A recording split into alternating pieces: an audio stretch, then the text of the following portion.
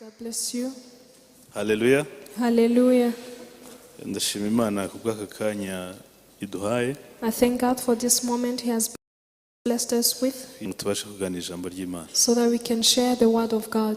Ndashimira abashumba abayobozi bacu. I thank our pastors, our leaders, batekerejeho bakatugirira icyizere Imana ibahe umugisha. for having trusted us. Ndashima Imana ko yadushoboje, nabonye hari za ambutiyaje nyinshi mu mihanda. I thank God for having enabled us. There are so many traffic. Kandi ngewe nari niriwe ahantu kure, kuba nageze hano ku gihe ndabishimira Imana. And I was far away, having made it here on time. I thank God for that. Amen. Amen. Amen. Amen. Hallelujah. Hallelujah. Mbere yuko dusoma ijambo ry'Imana, Before we read the word of God, nagira ngo mbanze uvuge ku kintu nahishuriwe ku gusoma ijambo ry'Imana.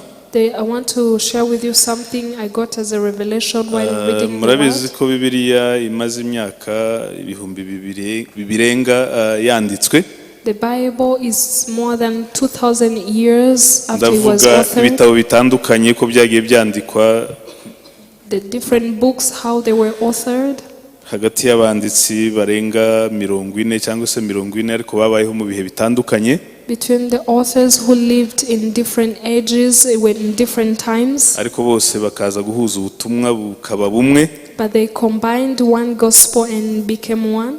Ariko nubwo ari ibintu byagiye byandikwa kera, But even if it were things that were written in ages, hari itandukaniro bifite n'ibindi bitabo twita ibitabo biri classique nabyo byanditswe kera cyane. so it has a difference between the books we call classic, which were Nukuvuga written ngo iyo usomye back igitabo then. cyanditswe n'umufilozofe yabayeho mu gihumbi kimwe wenda icyo gihe cyangwa se muri za magana, Like when you read a book that was authored by a certain philosopher back in 1000 or in 800 something, urabyumva ko harimo ubwenge ariko kumva nyine n'ibintu byavuzwe kera. so you will hear that there is such wisdom, but there are things that were spoken back then. Ariko iyo usomye Bibiliya ni ikintu nahishuriwe kandi cyaramfashije mu kumva Bibiliya cyane. It's something I got as a revelation as when you Nubwo read the yanditswe kera, Bible, even if it was authored back then, ariko iyo usoma uba wumva ivuga ako kanya, ni ijwi ry'Imana rero rivugana nawe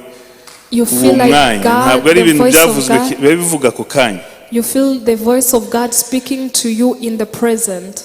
Ni kimwe buriya n'umubatizo. Umubatizo ntushobora kuwukonjiga muri pase ngo uvuge ngo narabatijwe, ahubwo uvuga ko mbatijwe muri Yesu. Umubatizo ni ikintu cyabaye cy'igihe kizaza, cyabaye ubu ngubu gikomeza no mu bihe byose. Ntabwo ushobora kuvuga ngo Baptism. narabatijwe, ahubwo ndabatijwe muri Kristo. The same way as baptism, you cannot say that you did it back then. It's something that was mentioned in the future but has already happened. You say it in present. Hallelujah. Hallelujah. Hallelujah. Hallelujah. Bure mu bintu bikomeye ushobora kwatura ubuzima na Satani agahunga no kumubwira kubatijwe. So among the things you can say to Satan and he will be afraid is mentioning that you are baptized. I am baptized into Christ. Mbatijwe muri Yesu. Ntabwo nabatijwe nejo, ndabatijwe nejo, bundi ndabatijwe. I am baptized in Jesus Christ today, even last year, and the next year I am baptized in Christ. Amen. Kuko iyo usomye Abaroma 6 ibice 3, Because when you read Romans chapter 6 verse 3, haravuga ngo ntimuzi yuko mwese ababatijwe muri we mwanasangiye mu rupfu rwe, mukaba musangiye n'ubuzima bushya mugomba kugenderamo. Nuvuga ngo ni ibintu bire eschatologique, biba ku matariki runaka ariko bikaba bibaye igihe cyose kandi bikaba bisha buri munsi. as he mentioned the scripture, it's something that says that you did it once and for all. Rero iyo tugiye gusoma Bibiliya nk'uko tugiye kuvuga ijambo ry'Imana, So when we are about to read the word of God, tuba tugiye kumva ijwi ry'Imana ako kanya. it means you're going to hear the voice of God right now. Hallelujah. Amen. Hallelujah. Amen. Ibi birafasha iyo ugiye muri meditation kumva iravuze nyine, nubwo byanditswe mu yindi myaka ariko ubu iravuze. So it's good because when you're about to start the meditation, you will hear that God is speaking to you right now, even though it was written back then, long Reka time ago. rero twumve icyo Imana ivuga mu ijambo ryayo aka kanya. So let's hear what God is saying in His Word right now. Turasoma Abami ba mbere ibice 10. We'll read in 1 Kings chapter 10. umurongo wa mbere kugeza ku murongo wa 10.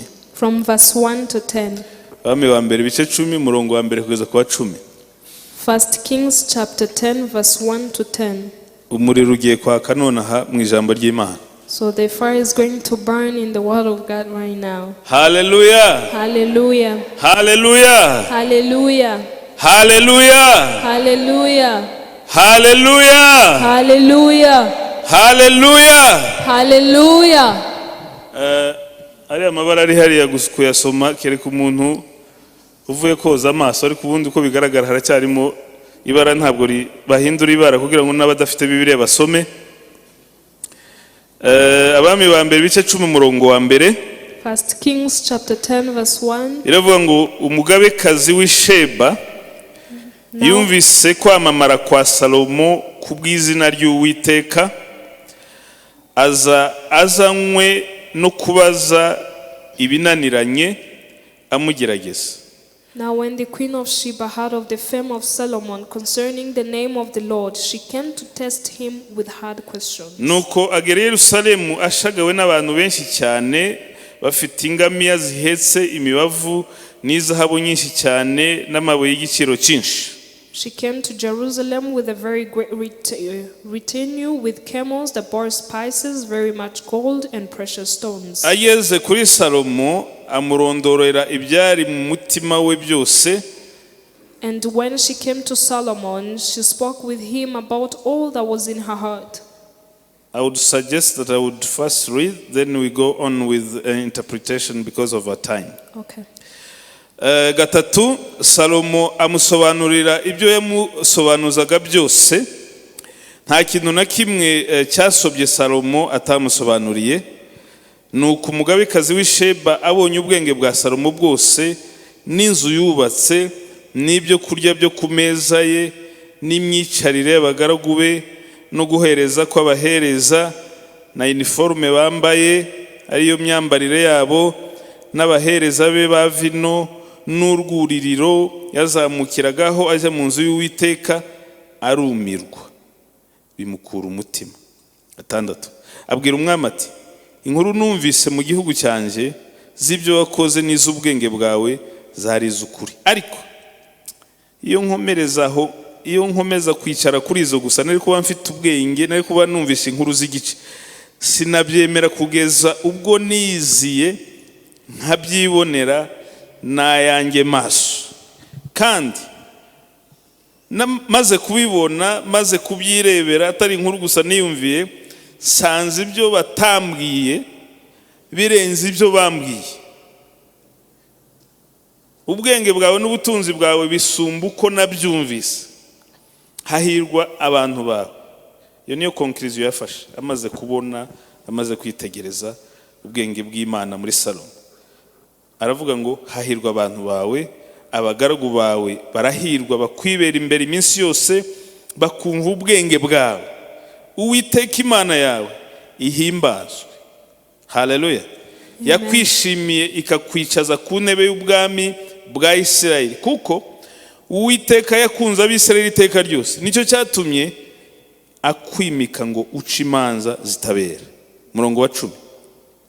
Hanyuma aho umwami itaranto z'izahabu 120 n'imibavu myinshi cyane n'amabuye y'igiciro cyinshi. Ntihongeye kuboneka imibavu inganya ubwinshi n'iy'umugabekazi wo muri Ethiopia Isheba yatuye umwami Salomo. Amen.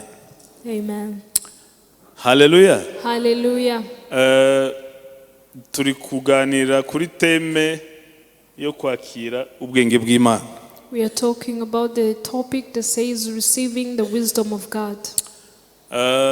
Maze ndumva nk'amezi 2 ntekereza kuri ibi ngibi ngiye kuvuga muri aka kanya. It's been 2 months since I was thinking about the things I'm going to share with you right now. Ngewe numvise umwuka nyobora mu kushakira ubwenge ahatari kure yanjye cyane. So I felt like the Holy Spirit was leading me to search for wisdom somewhere not far away from where I am. Ahubwo nkabushakira muri experience mu buryo Imana inyimenyerezaho n'uburyo nanjye nagiye nyibona mu buzima ndetse n'ubwo nyibona mu bandi. But in the experience that I have and the things that God has done in my life by him making me know him and me. Ko birashoboka ko dushobora kugira isije umwaka ugashira abantu bagakomeza bagashaka ubwenge, ariko ubwenge buriya ntiburi kure cyane, buri mu by'Imana yadushize imbere ngo tubyitegereze tubibone, harimo ubwenge bw'Imana.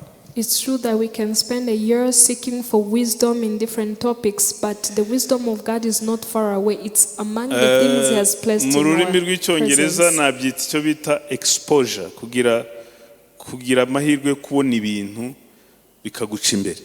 So in English I would say exposure, the things that pass before your eyes. Buriya no mu buzima busanzwe ubwenge burakura. Usually wisdom grows. Iyo uvuye ahantu bita mu cyaro hataka amatara bacana gatodo ukahava ukajya ahantu hari agasantere k'abantu nk'ijana, ubona agasantere abona n'amatara, hari ikintu kihinduka kubera iyo exposure, kubera iyo ibyo ubonye muri icyo gihe. When you move from a local area where there is no electricity and you go to a certain place where they have light, there is something that changes in your mind. Iyo uvuye mu gasantere k'abantu ijana ukajya mu mujyi w'abantu nk'igihumbi, wenda hano za Muhanga, waravuye piyo ngiyo cyangwa se ahandi aho umugoroba uba igihugu cyose kikaba ikizima, ukabona amatara nimo, hari ikindi kintu gikanguka kubera iyo exposure ugize mu buzima bwawe. And when you move from a center of 100 people to another center that is kind of bigger, you will see different things, and there's some things that are working in your mind. I Muhanga uyigira hano muri Kigali ukabona amagorofa wenda maremare asumbayo, hari ikindi cyongera wahava wagendaga n'imodoka ukajya mu ndege ikajya hejuru y'ibicu, hari ikindi kintu kiza wagera mu migi ikomeye n'ibibuga by'indege bikomeye, ikindi kintu kiyongera wanyura muri za treze nyura munsi y'imisozi, ikindi ubwenge. Exposure ni ikintu gikomeye, ikintu cyo kuba expose ku bintu gihindura umuntu cyane. Being exposed to different things from little to bigger, this is something that opens your eyes. Amen. Amen. Hallelujah. Amen. No mu miryango dukuremo burya Imana yatumye famille, buriya Bibiliya ivuga ngo utoza umwana akiri muto inzira anyuramo, nugira ngo expose ku bintu by'Imana hakiri kare, umwigishe ku buryo nakura bizamufasha. Iyo experience n'ubwenge bw'Imana kuye mu muryango hari icyo bizamurinda namara kuba mukuru.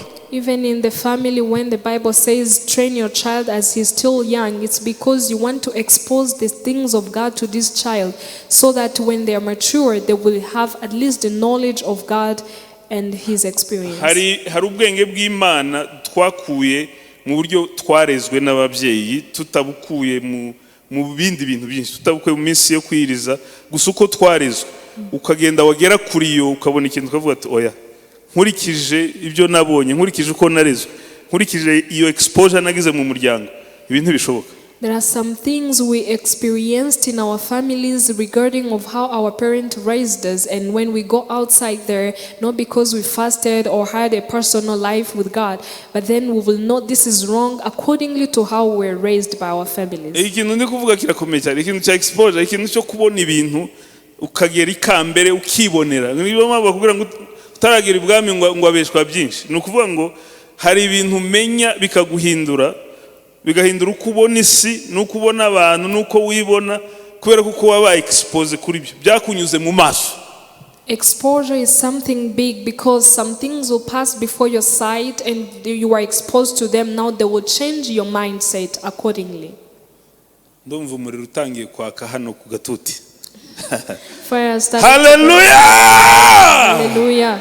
Hallelujah! Hallelujah! Buriya no mu buzima busanzwe no mu miryango hari ibintu buriya akenshi tutagura dufite ubushobozi kuko tutigeze tubona iwacu babifite. Even in our families nowadays, there are things we don't buy, not because we don't have the capacity to buy them, but because we never saw them being bought in our homes. Ntabwo ushobora gukurira muri ako gasantere navuze hataba amashanyarazi utaragize ngo nujya kugura ikintu cya mbere wifuza kugura imashini yo gufura mu nzu.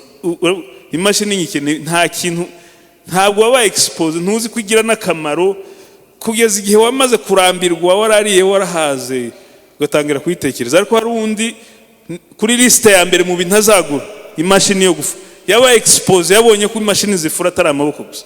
So some people you came from the family which was without electricity or that center without electricity. So when you come to the city, the first thing you will think of when you have money, it's not buying a washing machine. You iyo first ugeze think of the noneho light.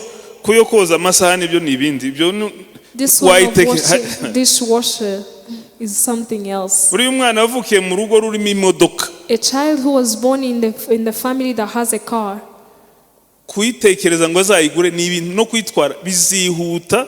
thinking of buying it will be something easy and kuruta even umuntu trying it. wayibonye ashaje More hari than n'uvuga someone ati who saw ntayo it at nkeneye. an old age. Hano haruguru n'amaguru si iminota ibiri imodoka niyi. Some people will even say, I don't need it, I'll just grab a bike, it's kind of near, even a kereka taxi is cheap. umuntu udafite, hari abantu badahindurwa n'iyo exposure babayeho bikaba gusa ibintu bihita ntibigire icyo bimara. Tuzabibona muri Bibiliya. There are some people who are never changed by the exposure. We will see it next time. Mwibuke ko n'umunsi intumwa zijya guhitamo umuntu usimbura Yuda mu byakozwe n'intumwa igice cya mbere. Even in the Bible, when the disciples were to choose someone who was going to replace Judah in ntabwo babisengeye, they never prayed for it. bashizeho kondisiyo imwe. They just placed one Avuga ngo condition. umuntu wagendanye natwe kuva kuri Yohana Mubatiza From a person who worked with us from the kugeza Yesu John the Baptist azamuka, until when Jesus ascended. akaba yaranyuze, akaba iyi filime yose yaramunyuze mu maso, urugendo rwose yararubonye, And he has watched this journey. akaba yarakomeje kugenda yiga aya masomo yose, akaba yaramunyuze imbere, And he has learned all these lessons. They have passed. kandi akaba ari kumwe natwe. He has been exposed to these lessons and he's with us. Azaba yujuje kondisiyo yo gusimbura Yuda Is the kuko person afite with full requirement to replace Judah. ibyacu, abifiteho ubumenyi It buhagije. means he has enough knowledge to our things.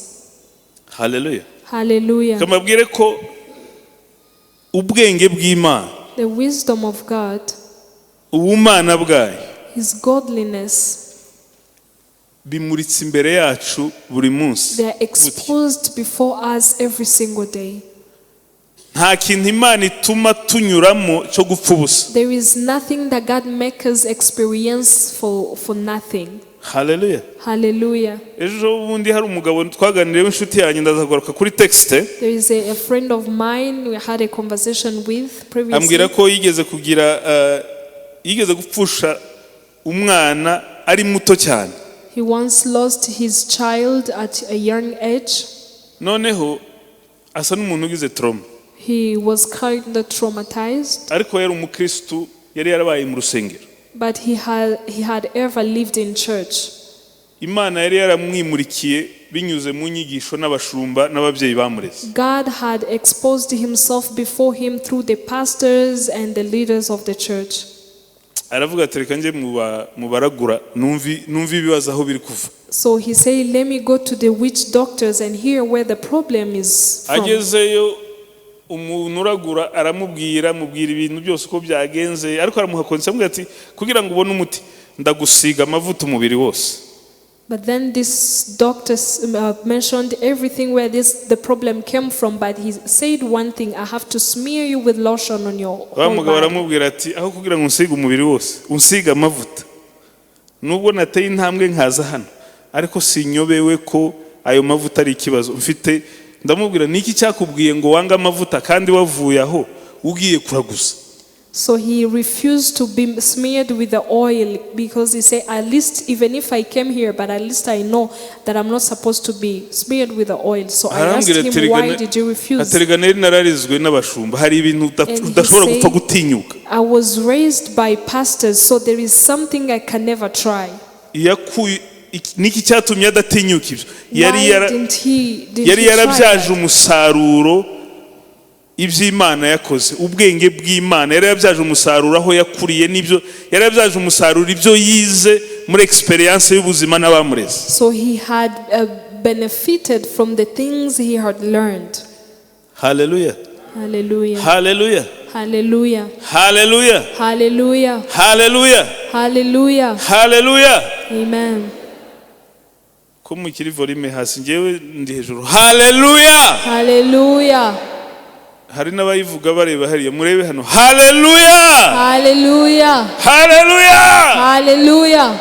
Imana mu bwenge bwayo, God in his wisdom, bumwe mu buryo itwigisha kandi tuma twakira dufata ubwenge bw'Imana, one way he uses to teach us and helps us to grasp his wisdom, ni ukutwimurikira inyuze mu buzima bwa buri munsi, inyuze mu bantu bayo, inyuze mu materaniro nk'aya ngaya. is him showing himself to us through this service, his people and men. Ubu hari abantu barindire ngo iteme nirangira bazarota inzozi cyangwa bajya handi uko aya materaniro ibi. Iyi ni exposure, ibi ni ibintu Imana ibashize hano nka filime ngo ugire icyo ukuramo wakira imbaraga z'Imana. Probably there are some people here who are waiting that after this topic they are going to have dreams, but this is the thing that God is teaching you through. It's like a movie he's making, so you will learn probably something from this. Ubwenge ntiburi muri teme. So wisdom that is in the theme, ubwenge buri mu by'Imana igenda ikora buri munsi n'aya materaniro ari hano. wisdom is not in the topic but in the things that God is doing every single day in this service and in other things that passes. Impamvu nasomye inkuru rero, The reason why I read this story, nuko hari ahantu Yesu ayikoraho reference muri Matayo ibice 12. it's because there is a place where Jesus made it as a reference in Matthew 12 chapter 11, 12. chapter 12, sorry. Bari bamugerageje abafarisayo mubwira ngo nabakorera ikimenyetso nagira ikintu akora. It's when the Pharisees were asking him to perform a miracle. Yesu arababwira ati nta kindi kimenyetso mushobora kubona. Jesus told them there are no other signs that you're waiting for. Aho ni muri Matayo 12 umurongo wa 42. It's in Matthew chapter 12 verse 42. Yesu arababwira ati nta kindi kimenyetso nshobora kubereka. Jesus told them there is no other sign I can perform before you. Akora reference ku mudamu wakoze urugendo rwo kuja kureba Salomo imyaka hafi 1000 mbere ya Yesu. So he mentioned a queen who took a long journey to go and meet Solomon after 1,000 years before Jesus. Buriya iyo wandika When you are writing ugashiramo reference, and you refer to something, uba ushaka gushimangira igitekerezo it cyawe. means you want to emphasize on your idea. Hari n'iyo uba ushaka gutanga urugero rutuma werekana ko ibitekerezo byawe bifite ikintu kigaragaza ko ari ukuri. It's also showing that your idea has an example you're referring to that it's Yesu true. gusubira inyuma imyaka 1000 akavuga ngo ndabasubirisha icyabaye mu myaka 1000 yashize. Jesus going back to 1,000 years ago before he existed to the Yarababwiye ngo umugabekazi w'igihugu cy'Ikusi cyangwa w'Isheba azahagurukana n'abiki gihe ku munsi w'amateka abatsindisha kuko yavanywe ku mpera y'isi no kumva ubwenge bwa Salomo kandi dore uruta Salomo ari hano. The queen of the south will rise up in the judgment with this generation and condemn it, for she came from the ends of the earth to hear the wisdom of Solomon, and indeed a greater than Solomon is here. Ikintu cyarantangaje. So this amazed me. Ikintu cyatumye Yesu afata urugero ngo ari rwo yigisha abantu bashaka ibimenyetso. This was the example he used to show the people who are seeking for signs. Uko tuzagenda twiga muri iki cyumweru muzabyumva cyane. As you continue to learn in this week, you will hear it even more. You will understand it more. Hallelujah. Hallelujah. Kandi tumara kubyumva, And after we understand, aya materaniro tuzayubaha, we shall obey the service. tuzubaha amaprograme ya za komisiyo, We shall tuzubaha obey the programs of École the de commissions, ministère, the ministries, tuzubaha amatangazo avugirwa hano mu rusengero, even the announcement mentioned that are mentioned in this church. tuzubaha amasengesho y'abamama n'ay'abapapa, We shall obey the prayer for women and men. tuzasobanukirwa ko ari exposure. Imana ibiduha gusa ibintu bituma duhinduka niho huzuye ubwenga. So we shall understand that this is the exposure God gives to us for us to draw wisdom from this. Hallelujah. Amen. Bibiliya yatubwiye ngo umwamikazi w'Isheba. The Bible is telling us the queen of Sheba. Ndaza kubabwira impamvu Yesu amushima n'impamvu agaya aba bagenzi be. I will tell you why Jesus was yumvishe ubwenge bwa Salomo Imana yamuhaye n'ikuzo yamuhaye. she had the wisdom that God had granted Solomon. Yumva ni ibintu bidasanzwe. She heard that it was something extraordinary. Ariko yanga kunyurwa. But she couldn't be satisfied with that. Afata abagaragu, afata amaturo, arahaguruka, aja akora urugendo rurerure, aja kwirebera Salomo. She took the camels, the animals, and the servants, and the rewards. They traveled a long journey to Solomon. Ahageze. When she arrived there, ngo abanza kumugerageresha ibibazo ngo yumve koko ibyo yumvise niba ari byo. She had to try him with so many questions to see if what they said is true. Salomo ngo amusubiza byose nta na kimwe kimusobye. And Solomon answered all the questions without one being left behind. Arangije ngo amaze kumva ibyo ngibyo. After she had that, afata n'umwanya wo kwitegereza. So she took time to observe the things around. Hallelujah. Hallelujah. Hallelujah. Hallelujah. Kugira ngo exposure iby'Imana ikunyuza imbere bikugirira akamaro. For the things that are exposed before you, for them to be of a great value, bisaba kwitegereza. It requires you to observe.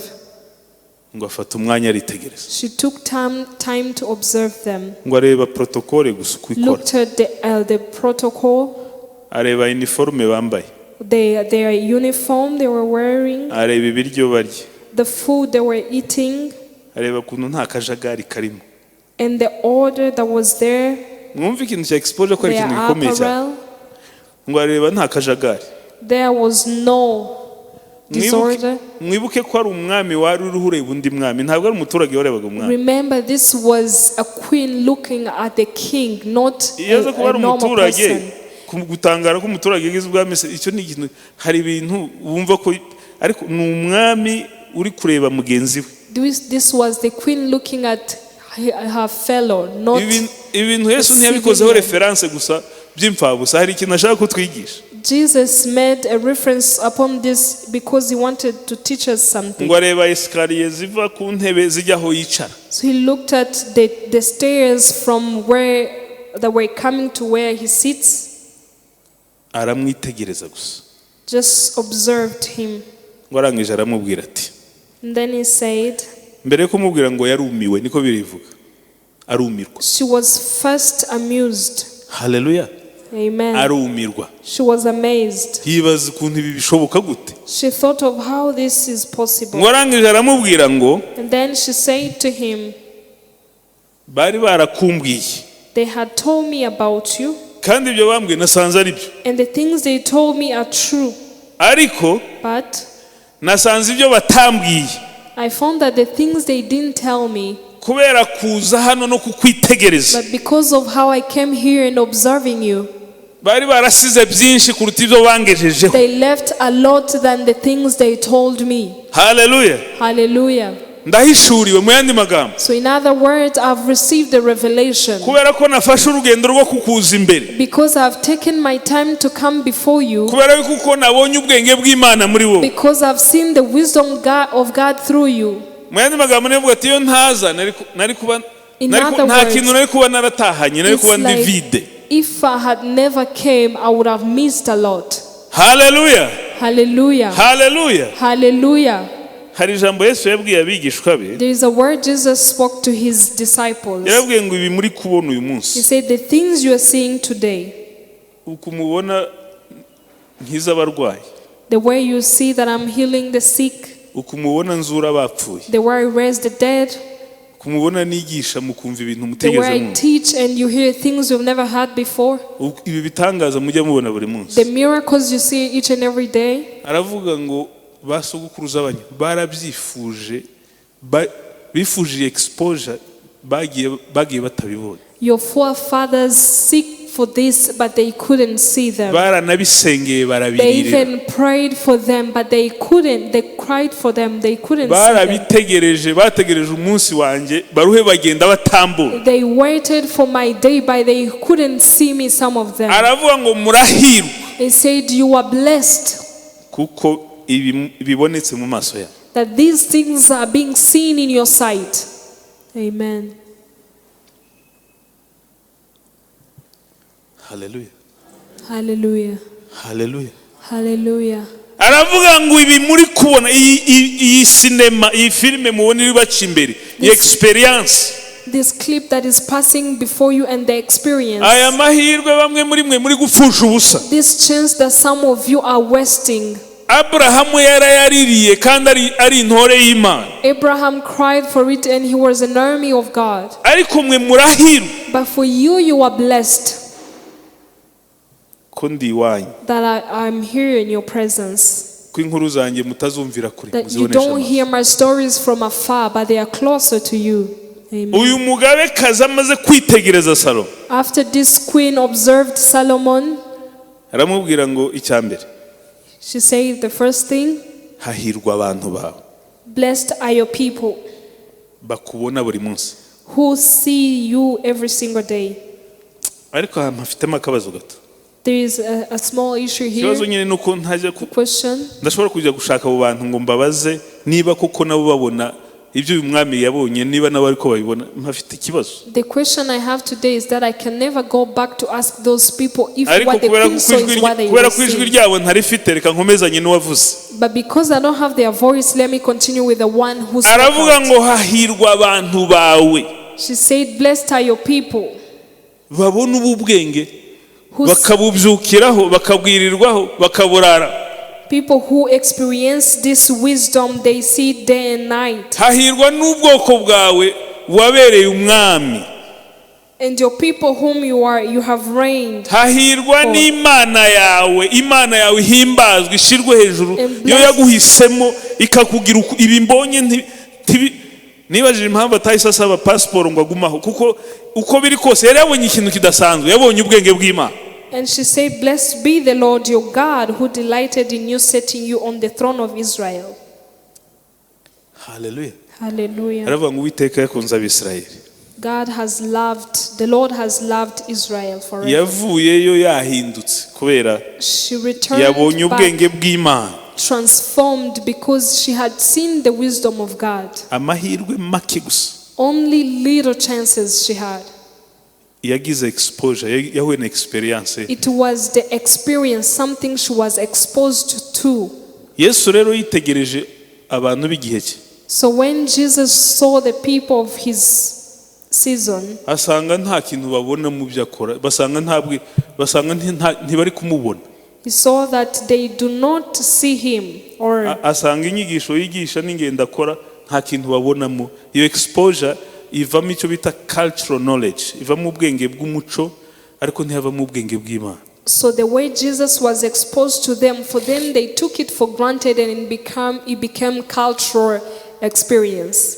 Wibuke ko umusamariyakazi bari kuganira na Yesu, Remember when a Samaritan woman was having a conversation with Jesus? wa mugore yabwiye Yesu ngo rega ndabizi ko Mesiya azaza. She said to him, I know that the Messiah will come. Yari afite ubwenge, She had knowledge. yari azi ko Mesiya azaza, ariko ntiyari ariho amubona. She knew that the Messiah shall come, but she didn't know that he was there with Yari her. afite iyo cultural knowledge, She had that cultural knowledge. yari afite ubwo bwenge muri rusange, yari azi She had the general knowledge of knowing what is going to happen. ariko nta kintu yishuriwe muri exposure. Yesu yari amwicaye imbere, nta kintu yari ariho abona, kugeza Yesu akoze ahantu Amen. ibi mbonye ikintu muri ibi ndi kubona. Amen. She couldn't see Jesus by who he was as the Messiah who was prophesied until when Jesus did something and her eyes were enlightened. Uribuka bashiki baraza uko babwiye Yesu. Remember what the sisters of Hallelujah! Hallelujah. Yesu yarababwiye ngo nije kuzuka n'ubugingo. Umuntu niyo yaba yarapfuye azongera abeho. Jesus said, I'm the resurrection and life. Even if a man is dead, he shall live again. Cultural knowledge. Turabizi kuko mu munsi w'imperuka abantu bazazuka. Cultural knowledge, he said, we know that people who are dead shall live on the Kandi last Yesu day. yari ariho avuga ko kanya biri buba ko kanya. Yet Jesus was saying something that was going to happen right there. Aravuga ati generation ifite ikibazo. He said, this generation has a problem.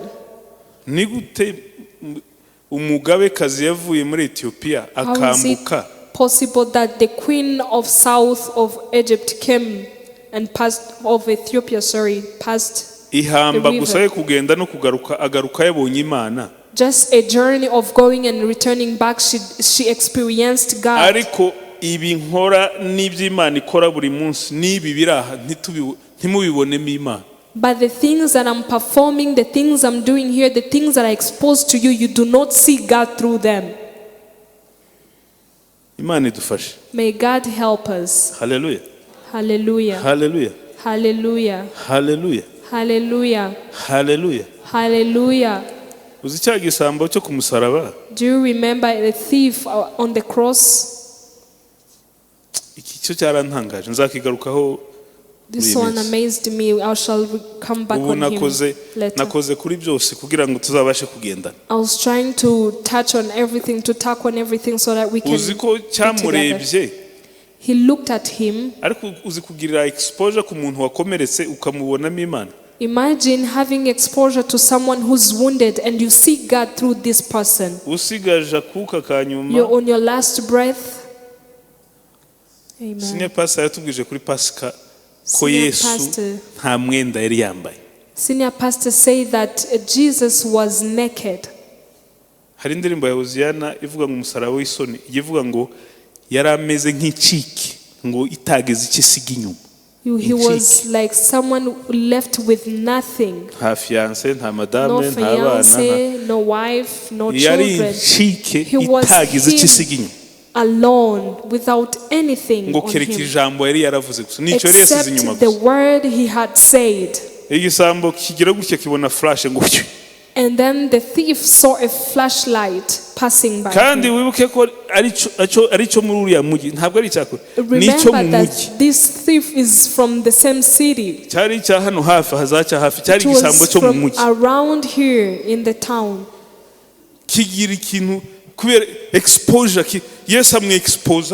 And Jesus exposed himself to the thief, and then immediately the thief.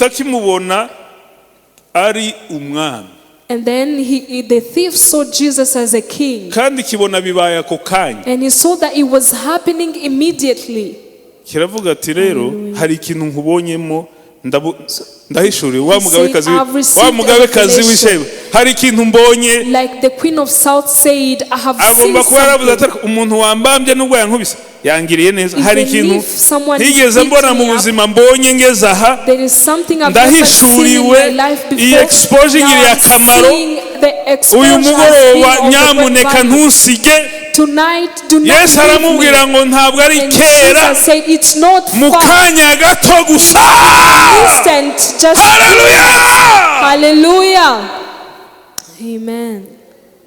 Niba mama wawe yarasongaga ubugari ukaba warabimenye kubera ko wabaye expose ku nkono n'ifu. If your mother used to mingle partial and you learned that from her because of the exposure, just that. Niba uvuga ikinyarwanda kubera ko wavutse ahantu bakivuga if you speak Kinyarwanda because of the exposure of people who speak Kinyarwanda.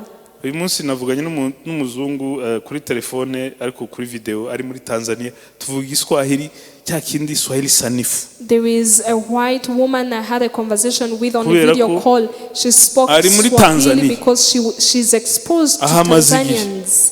She's in Tanzania. It's been a long time. If the exposure of the worldly things have influence upon our lives, if we do not take a benefit of these services, of the things that take place here, and our parents, our pastors who lead us, if we do not benefit from all these things, the songs that are sung here, the Holy Communion that is served here, hallelujah. Where will the wisdom of God come from if we do not draw it from the things that are exposed to us here? Hallelujah. Hallelujah. May God bless you. Receive the word of God. Hallelujah.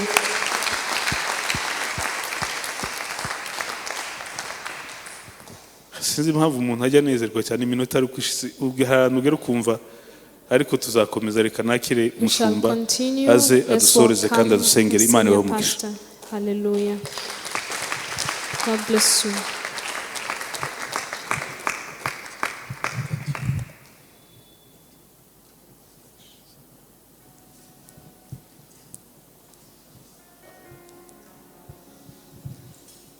Imana yacu tuyongera amashi menshi cyane. Let's give a huge hand clap to God.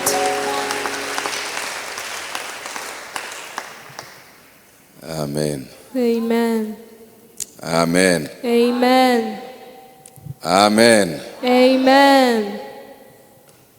Pastor Mutama arakoze. Thank you, Pastor Mutama. Reka muhaguruke. All of you stand up.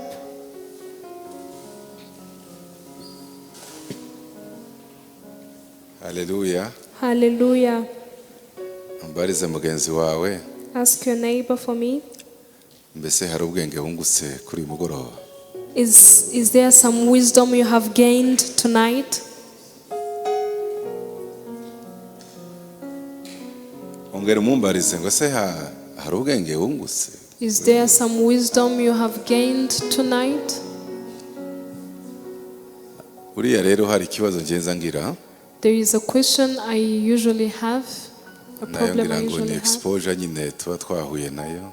And sometimes I think it's the exposure we've been Hari igihe tuba experiencing. dusengera n'ibintu bitagomba gusengera. Sometimes we pray for the things that are not supposed to be prayed for. Dusengera iki? Let's pray for this. Icuzi kigomba gukorwa. What you know, Uragisengera kandi ngo kigire. if you know how to do something, why are you praying for it? Cyo gituma nababaje ngo se hari ico wungutse iyo That's mugaragu why- w'Imana yarema abwiriza hari hishurirwa wagize. That's why Ongera I kandi asked, umumbarize is se there- hari ico wumbi. Is there something you gained from what the servant of God preached? Uzinjeho cyo nakuyemo Do you know what I gained from it? no kudatakaza amahirwe yose Imana izazingezaho. Not losing every opportunity that God will enable me to experience. No kuvuga ngo It means kuba nicaye muri iriya ntebe me sitting in this chair koze w'Imana akavuga umwanya ungana utya and the servant of God speaks for all this long time. kuba igifu ni ugutaha ntacu uvanye. Being a fool is living without gaining anything from what he taught. Niba nyine waramenye gusonga ubugari kubera ko wagize yicara uruhande rwa mama wawe. If you Ni bande knew babaye how mu to- cyaro how aho many baza people bafatisha here ubugari lived? bakawufatisha isafuriya amaguru abiri akabigira mama akubwira ngo fata hariya ukariba uko bahaye basonga. Some of you Ukabimenya. experienced how your mother used to None prepare a urashaka ngo portion. uzamenye ubundi bwenge bubuye. So how else do you want to learn Imana izi how to do kuexposa every things? day buri God munsi. will be exposing you every single day. Hari ibintu nahishuriwe. There are so many things I got as a revelation. Itorero kakugirira icyizere And the church will trust you rikaguha inshingano and give you a responsibilities. wazigera mukarwanya umurimo urimo. And then when you enter into them, you start to fight against the ministry. Uri igifu. You are a fool. Uri igifu. You are a fool. Tuzi ko ari amahirwe. You don't know that this exposure is bagushize ko ejo uzabigira. the exposure you're going to be exposed to too, so that tomorrow you can do better. That's the wisdom. None dusenge ngo tugire gute. So why should we pray to Uri do igifu what? tutazacumva. Amen. Ubwenge Wisdom ni ukumenya ko ikintu cyose uhuye naco is knowing that Imana everything you yakuexposure kugira ngo experience, urebe God has exposed you so that you can see usohokemo gutyo uvanemo ubwenge. and do not come out empty. You have to draw wisdom from that. Muzamura amaboko rero Lift up your hands ubwire Imana ngo Mana and tell God, ndagushimiye ko uyu munsi I unigisha. thank you that you have taught me tonight. Ngawe senga. Pray. Mfite amatsiko y'iki cyumweru kija kurangira n'ikindi. I am so eager to know what is going to happen in this week. Amen.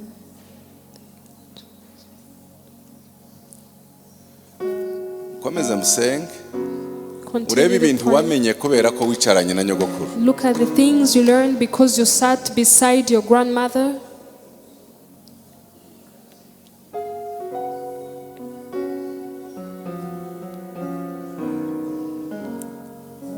Uturinde Mana Protect us, Lord, kuba abantu batamenya amahirwe waduhaye, from being people who do not recognize the igihe cyose opportunity tuba given. tuba abantu bazi May we kuvana always be ubwenge people muzo utunyuza. who are good at drawing wisdom from the things exposed to us. Abo duhuza nabo tumenye ko hari icyo wazanye cyangwa watuzaniye The people n'impamvu wabazanye kugira ngo tumenye ibyo twiga n'ibyo tugomba kumenya. Amen. Inshingano duha tuza tumenya impamvu waziduhaye, tuvanemo umusaruro ukwiriye, ndetse n'ibiremereye n'ubutayu tunyujijemo nabwo ntitukivovote, tumenye neza ngo impamvu watunyujije muri ubwo butayu hari ibyo ushaka, hari ubwenge tugomba kuvanamo. Abato nibicara iruhande rw'abakuru ubigishe bamenye ko hari ibyo bagomba kuvanamo. Amen. Uko aho tunyuze hose hari impamvu, hari n'ishuri, hari n'ibyo batugeneye, gusa iyo turangaye ntitubisingira. Ushimwe ko unaduhaye kumenya impamvu twabaye urubyiruko rw'abahungu n'abakobwa barererwa kimisagara, twabaye abagabo cyangwa abadame baraha muri iri torero.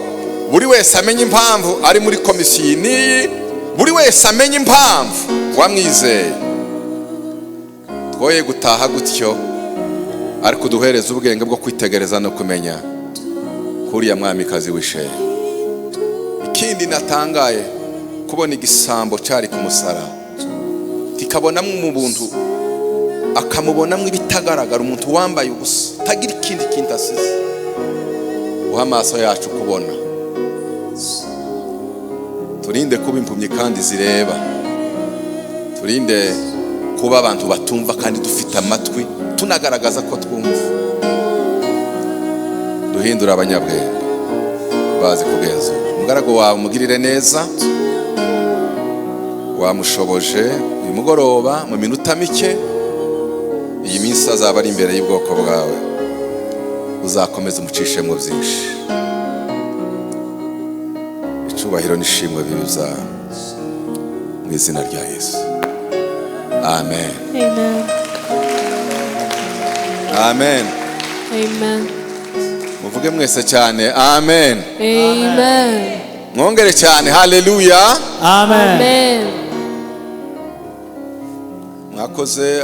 Thank you Hari so igihe much. ngiye kuba itangazo rimwe. I'm going to give you a short announcement. Muzi ko kuwa kane tugira igicaniro? You know, on Thursday we have Murabizi? altar prayer. Murabizi? Do you know that we have altar prayer on Thursday? Ikindi ngiye kongeraho, Another thing I'm going to add on. muzi ko bizaba ari umunsi wakonje? Do you know that it will be a public holiday? Nabyo murabizi? Do you also know that? Ayo mahirwe nayo mwayakoresha noneho iminsi wagize utabasha kuza kugicanira kubera Would you use ko that nyine wari ufite privilege? imirimo, noneho Because- nikonje ugahiga ukavuga ngo noneho naje uyu wa kane Imana izabona ko nshobora gutera. Zeal to be Tuzabane there kuva on saa 5, Thursday. umukozi w'Imana We'll azaba be with afite the umwanya servant uhagije of noneho God who will wo have enough kwigisha. time to teach. Amahoro y'Imana ajyane namwe, Peace of God go with kandi you, umugisha w'Imana and ubaherekeze His blessing ubuzima follow bwanyu you, bwose. your whole Murakoze, life, in muhoberane, Jesus' name. Imana ibagirire neza. Merci.